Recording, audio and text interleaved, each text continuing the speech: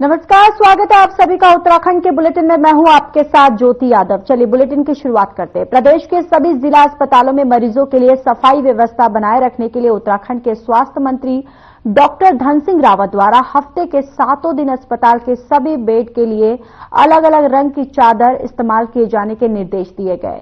इस बात पर स्वास्थ्य मंत्री डॉक्टर धन सिंह रावत ने कहा कि उन्होंने फरवरी और मार्च के महीने के लिए लक्ष्य रखा है कि सभी जिला अस्पतालों में सभी दिन अलग रंग की चादरें बिछाई जाएंगी। साथ ही उन्होंने कहा कि जिस तरीके से अस्पतालों में आशाओं के लिए आशा घर बनाए गए हैं, ठीक उसी तरह मरीज के परिवारों के ठहरने के लिए वैकल्पिक व्यवस्था करने पर भी काम किया जा रहा है।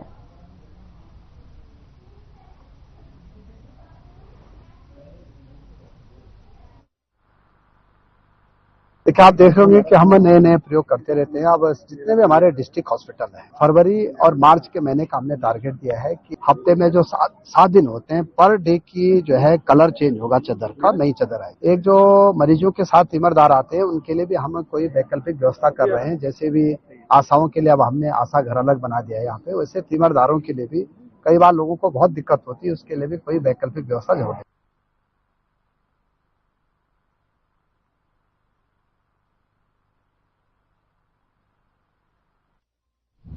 उत्तराखंड के सीएम पुष्कर सिंह धामी ने परिवार संघ प्रयागराज में चल रहे महाकुंभ में पवित्र त्रिवेणी में पावन स्नान किया। इसको लेकर बीजेपी प्रदेश प्रवक्ता हनी पाठक ने कहा कि सीएम पुष्कर सिंह धामी जो है वो जिस तरीके से संत सनातन की जागरूकता को बढ़ावा देते हैं, जिसके तहत उत्तराखंड में धर्मांतरण कानून भी लागू किया गया है।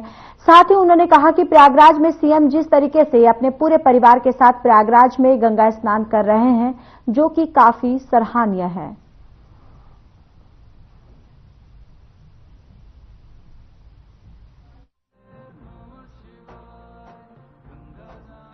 का विषय और जिस प्रकार से हमारे यशस्वी मुख्यमंत्री श्री पुष्कर सिंह धामी जी लगातार संत से सनातन धर्म की जागरूकता की बात करते चले आए हैं, जिसके तहत उन्होंने धर्मांतरण कानून भी लागू किया है, तो ये दिखाता है कि वो अपने सनातन धर्म से किस प्रकार से प्रेम करते हैं और क्या उनके संस्कार हैं।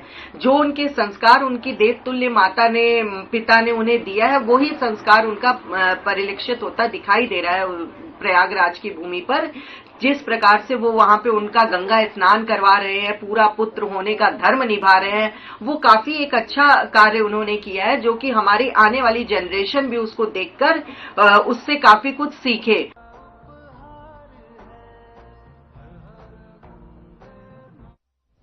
दिल्ली में बीजेपी की जीत के बाद पूरे देश में जश्न का माहौल है। जसपुर के सुभाष चौक पर कार्यकर्ताओं ने खुशी मनाई, तो वहीं बीजेपी कार्यकर्ताओं ने देश के प्रधानमंत्री नरेंद्र मोदी को बधाई देते हुए बताया कि हमारा देश माननीय प्रधानमंत्री नरेंद्र मोदी के नेतृत्व में आगे बढ़ रहा है और अब वह दिल्ली में भी विकास करेंगे। 27 साल बाद दिल्ली में भारतीय जनता पार्टी ने पूर्ण बहुमत से ऐतिहासिक जीत दर्ज की है।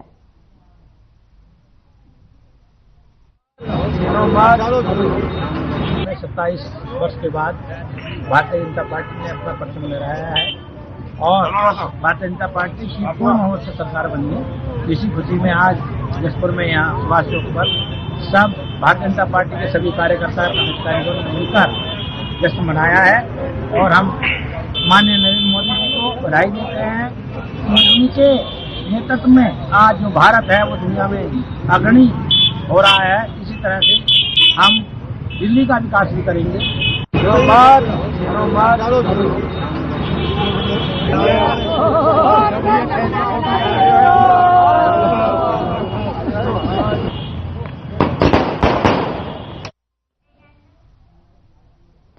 देहरादून जिलाधिकारी कार्यालय में जनता दरबार लगाया गया। इस दौरान जिलाधिकारी सविन बंसल ने जनता की शिकायतें सुनी। लगभग 130 शिकायतें डीएम सविन बंसल को प्राप्त हुई, जो कि अतिक्रमण, जमीनी विवाद, देवीय आपदा जैसे मुद्दों से संबंधित थी, जिनमें से कई शिकायतों का त्वरित ही निस्तारण कर दिया गया, जबकि कुछ शिकायतों के बारे में संबंधित अधिकारियों को दिशा निर्देश देकर समाधान करने के निर्देश दिए गए।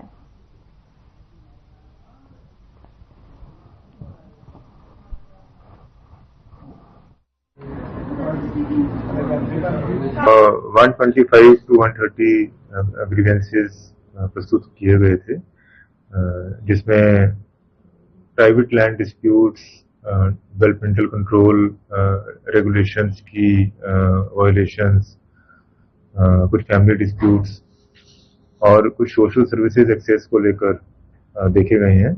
प्रयास यही किया गया है कि मौके पर निस्तारण कर दिया जाए और जिसमें कोई रिपोर्ट्स भी आनी है जो तत्काल हो सकती हैं वो उसी समय कॉल की गई हैं और कुछ में थोड़ा समय लगता है तो टाइम बाउंड वे से उनको भी इंक्वायर किया गया है और विद इन 7 to 10 days उनको भी प्रेषित करने के निर्देश दिए गए हैं।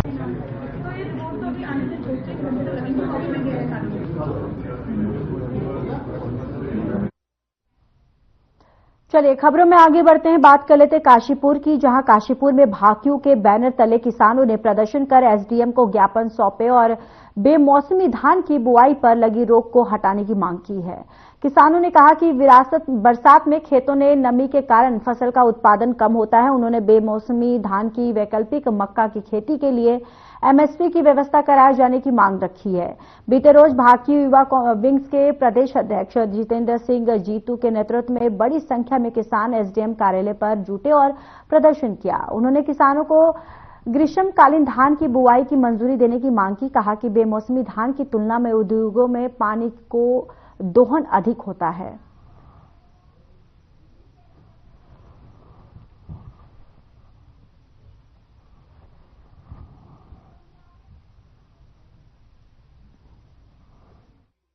बताना चाहूंगा कि भारतीय किसान यूनियन और क्षेत्र के अन्य किसानगण आज आए थे। उन्होंने जो बेमौसमी धान की जो खेती होती है उसके लेके समस्या उन्होंने ये बताया कि इसमें जो उनको परमिशन लेनी थी, क्योंकि इससे पहले एक कमेटी बनाई गई थी और ऐसे क्षेत्र आइडेंटिफाई किए गए थे जहां पे बेमौसमी धानों की खेती की जा सकती है। तो उसमें कुछ किसान गणों के द्वारा जो है विलंब हुआ और विलंब होने के कारण उनको परमिशन नहीं मिल पाई। इसी समस्या को लेके वो यहाँ पे आए थे। इन्होंने अपनी बात रखी और इसके अलावा जैसे जो मक्के की खेती करनी है, इनका ये कहना है कि मक्का अगर वो लगाते हैं तो उसको एमएसपी पे उनसे क्रय किया जाए और इसी तरह और भी अन्य इनकी समस्याएं थी। उन सारी समस्याओं को सुना गया है। ज्ञापन भी कह लो और आज बातचीत के लिए भी आए हैं। जो सरकार ने या प्रशासन ने एक आदेश दिया कि आप बेमौसमी धान जो है उसे लगाना बंद करो और काशीपुर, जसपुर और बाजपुर इन 3 शहरों को, 3 ब्लॉकों को जल विभाग ने रेड अलर्ट पे कर दिया घोषित कि आप लोग धान नहीं लगा सकते। देखिए पहली बात तो ये है कि ठीक है हम भी पर्यावरण के हक में हैं, हम इनकी बात के हक में हैं, हम भी नहीं चाहते पानी की जरूरत है, लेकिन क्या ये कानून केवल किसानों के लिए ही है? आप जाके देखिए कि नहरों की तरह आज भी फैक्ट्रियों के बाहर से पानी चल रहा है, गंदा पानी, क्योंकि ये धानों का जो पानी है ये प्राकृतिक, ये वैज्ञानिकों ने भी ये माना है कि 50% पानी तो धरती के अंदर चला जाता है और 50% पानी भाप बनकर ऊपर चला जाता है जो बारिश में अपने काम आता है।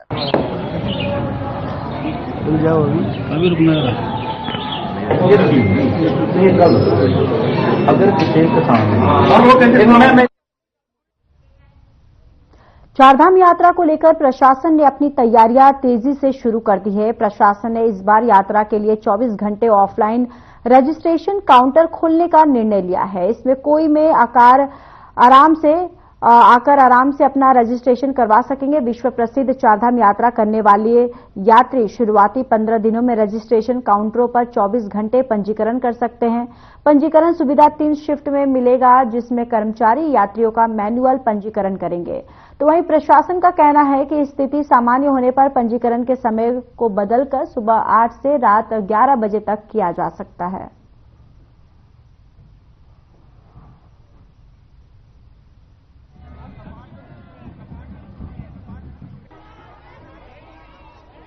तो देखिए चारधाम यात्रा की उत्तराखंड में शुरुआत होने वाली है, जिसको लेकर प्रशासन के द्वारा तमाम जो तैयारियां हैं वो जोर शोरों से तैयारियों में जुटा हुआ है और यहां पर कई बैठकें भी की गई हैं चारधाम यात्रा को लेकर, ताकि जिस तरीके से 2024 में जो भी परेशानियां जो श्रद्धालुओं को झेलनी पड़ी वो ना झेलना पड़े, इसको लेकर किस तरीके की व्यवस्था को और सुधार सकते हैं, इसको लेकर भी इस बैठक में चर्चा की गई है। और देखिए लगातार चारधाम यात्रा को लेकर प्रशासन के द्वारा यहां पर तैयारियां की जा रही हैं, बैठकें की जा रही है। भक्तों के लिए जो विशेष इंतजाम जो है वो भी किया गया है और पूरी तरह से प्रशासन जो है वो अलर्ट मोड पर है। पंजीकरण को भी लेकर यहां पर व्यवस्थाएं की गई हैं।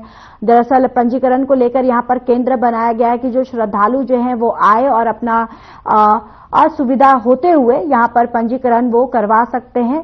तो देखिए यहां पर प्रशासन के द्वारा भक्तों के लिए एक विशेष इंतजाम जो है वो किया जा रहा है और धामी सरकार जो है वो पूरी तरह से मुस्तैदी के साथ यहां पर चारधाम यात्रा 2025 को सफल बनाने के लिए यहां पर लगातार बैठकें की जा रही हैं और इस चारधाम यात्रा में किस तरीके से और इसको सुधार सके, व्यवस्थाओं में किस तरीके से सुधार ला सके, इस पर मंथन चिंतन जो है वो किया जा रहा है। चलिए यहां रुकेंगे, एक छोटे से ब्रेक के लिए जल्द हाजिर होंगे।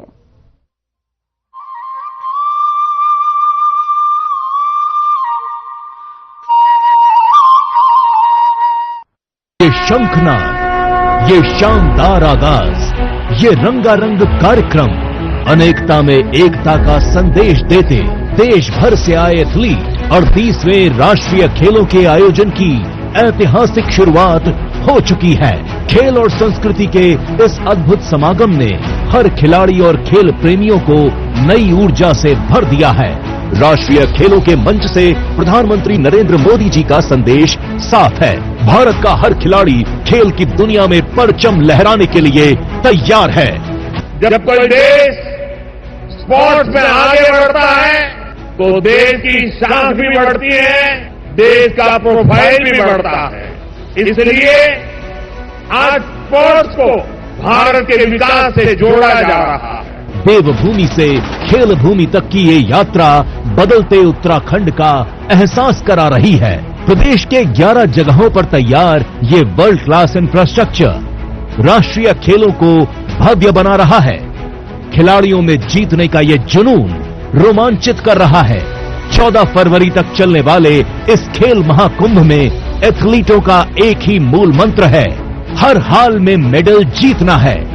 38वें राष्ट्रीय खेलों को इको फ्रेंडली बनाया गया है।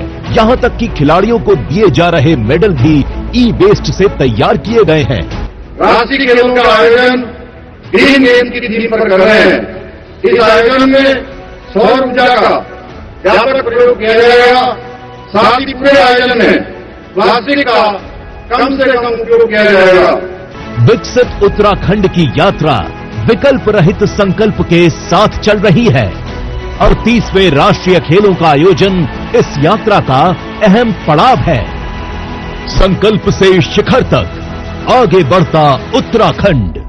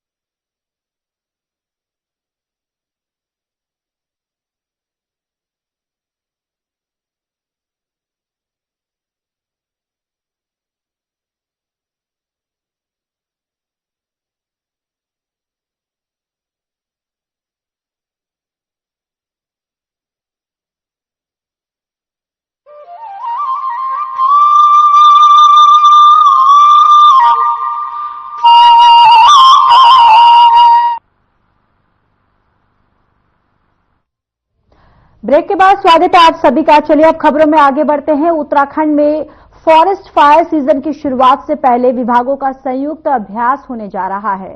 NDMA यानी नेशनल डिजास्टर मैनेजमेंट अथॉरिटी की देखरेख में होने वाले इस मॉक ड्रिल में राज्य की अब तक फॉरेस्ट फायर को लेकर तैयारी का आकलन किया जाएगा। खास बात तो यह है कि इसके लिए तैयारी पूरी कर ली गई है।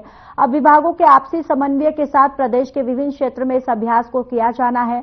उत्तराखंड ऐसे 7 जिले हैं जहां पर फॉरेस्ट फायर के लिए मॉक ड्रिल होने जा रही है। एक साथ सभी 7 जिलों में चिन्हित किए गए क्षेत्र में मॉक ड्रिल होगी।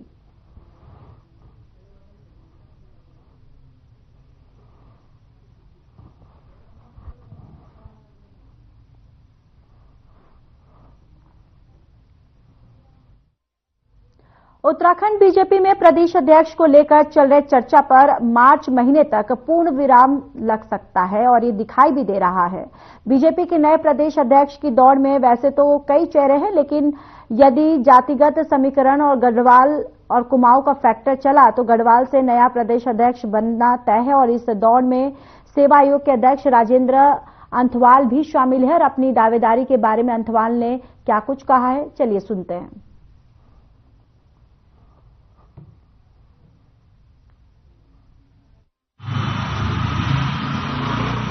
पार्टी का सिपाही हूं और जहां तक आपकी दावेदारी का कहना है तो पार्टी विचार करेगी। यदि ऐसा उनका लगेगा कि मैं इस लायक फिट बैठता हूं तो स्वाभाविक है। अब मैं तो अब सबसे सीनियर लोगों में से हूं और काफी समय से काम कर रहा हूं। ये पार्टी को सोचना है अब कहीं मतलब कहां हमारे को रखना है, क्या हमारी भूमिका रहेगी, ये हमारे हाथ में नहीं है। तो जैसा पार्टी का आदेश होगा वो शिरोधार्य है।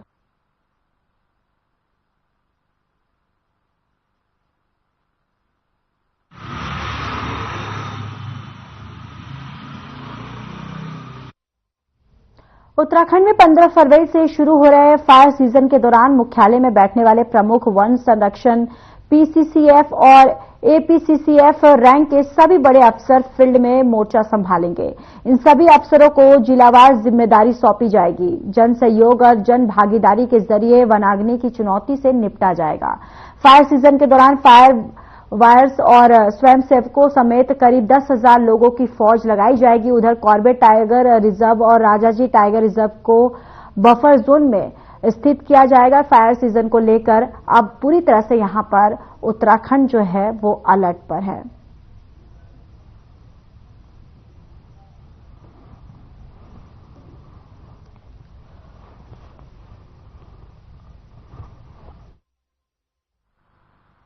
सारी रेंजेस में बीट स्तर पे और सेक्शन स्तर पे हम लोग गोष्ठियां ऑर्गेनाइज कर रहे हैं। जहां जहां पर भी संवेदनशील इलाके हैं वहां पर विलेजर्स को फॉरेस्ट फायर के रिगार्डिंग सारी सूचनाएं दी जा रही हैं और उनको हम अपने नंबर्स भी शेयर कर रहे हैं कि कभी भी ऐसी कोई घटना होती है तो तुरंत स्टाफ को अलर्ट करें और ताकि फॉरेस्ट फायर पे काबू पाया जा सके। तो अभी यही हमारी तैयारियां हैं।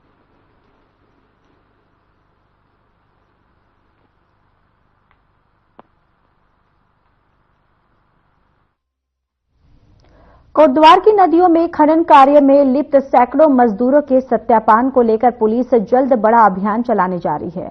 पुलिस क्षेत्राधिकारी निहारिका तोमर ने जानकारी देते हुए बताया कि बाहरी राज्य में जितने भी मजदूर कोटद्वार काम करने आए हैं उन सभी का सत्यापन किया जा रहा है और इसी कड़ी में नदियों में खनन कार्यों में लिप्त मजदूरों का भी सत्यापन अभियान चलाया जाएगा ताकि पुलिस के पास रिकॉर्ड हो सके कि कितने मजदूर वर्तमान में कोटद्वार शहर में काम कर रहे हैं।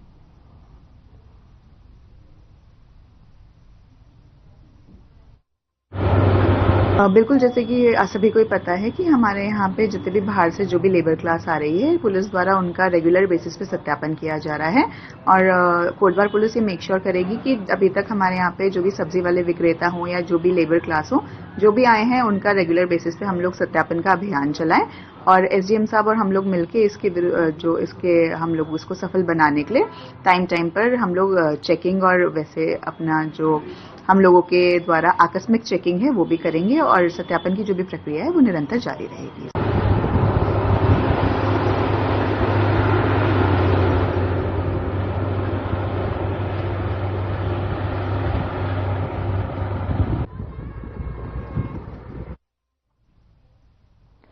यहाँ रुकेंगे और एक छोटे से ब्रेक के लिए जल्द हाजिर होंगे।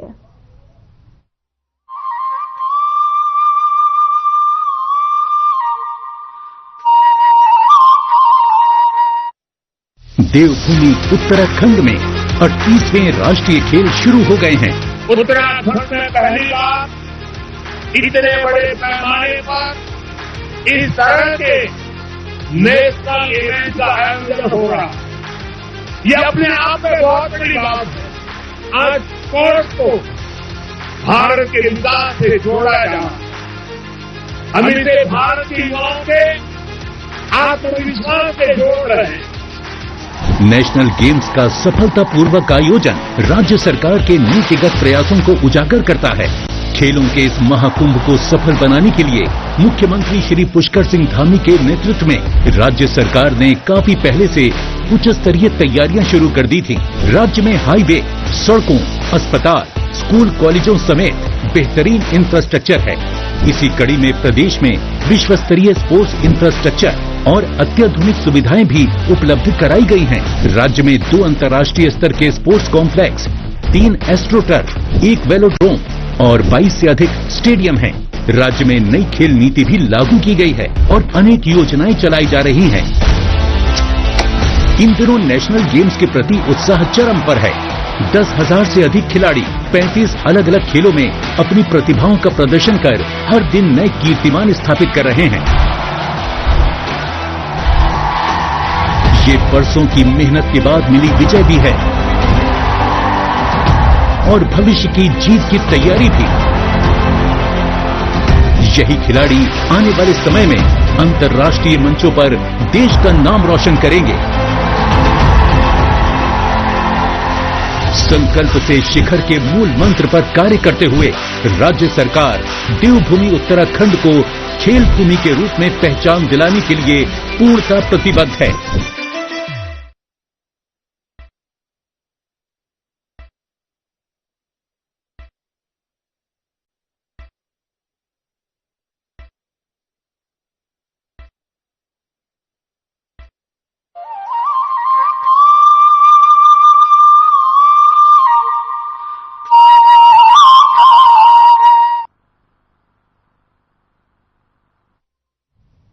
चलिए खबरों में आगे बढ़ते हैं। भीमताल में 38वीं राष्ट्रीय खेलों के तहत भीमताल के सातताल में माउंटेन साइकिलिंग का आयोजन हुआ, जिसके लिए 19 राज्यों के कुल 89 प्रतिभागियों ने प्रतिभाग किया। माउंटेन बाइकिंग के डायरेक्टर पिनाकी बाइसेक ने बताया कि सातताल में 2 से 5 मीटर चौड़ाई का ट्रैक तैयार किया गया है और ये प्रतियोगिता 2 वर्गों में खेली गई। पहले दिन ऑफिशियल ट्रेनिंग के रूप में ट्रायल प्रतियोगिता किया गया। क्रॉस कंट्री में प्रतियोगिता में साइकिलिंग सातताल के गरुड़ताल से शुरू होकर सातताल स्थित क्रिश्चियन आश्रम तक जाकर पुनः वापस गरुड़ताल के पास एंट्री पॉइंट पर पहुंची। महिला वर्ग के माउंटेन बाइकिंग से 16 प्रतिभागियों ने प्रतिभाग किया, जिसमें महाराष्ट्र की परिणीता सुमंत प्रथम आई और कर्नाटक के स्टार नजूरी द्वितीय आए हैं और तीसरी पे सुनीता श्रेष्ठ आई हैं। और देखिए उत्तराखंड माउंटेन बाइकिंग के डायरेक्टर ने बताया कि प्रदेश से 72 प्रतिभागी प्रतिभाग कर रहे हैं।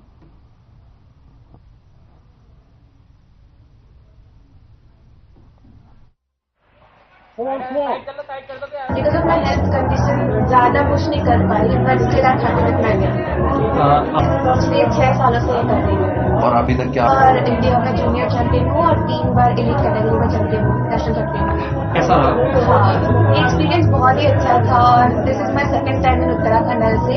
इससे पहले भी उत्तराखंड में मैं एशियन के कैंप के लिए थी और इससे पहले नेशनल भी एक बार उत्तराखंड में हुआ था, तो मुझे ये स्टेट बहुत ही अच्छा लगता है और यहाँ रेस करने में भी बहुत मजा आया। चैलेंजिंग तो मेरी पार्टिसिपेंट्स फ्रेंड्स है, कॉम्पिटिटर फ्रेंड्स, वो लोग काफी अच्छे हैं, तो वो लोग मेरे लिए चैलेंजिंग है।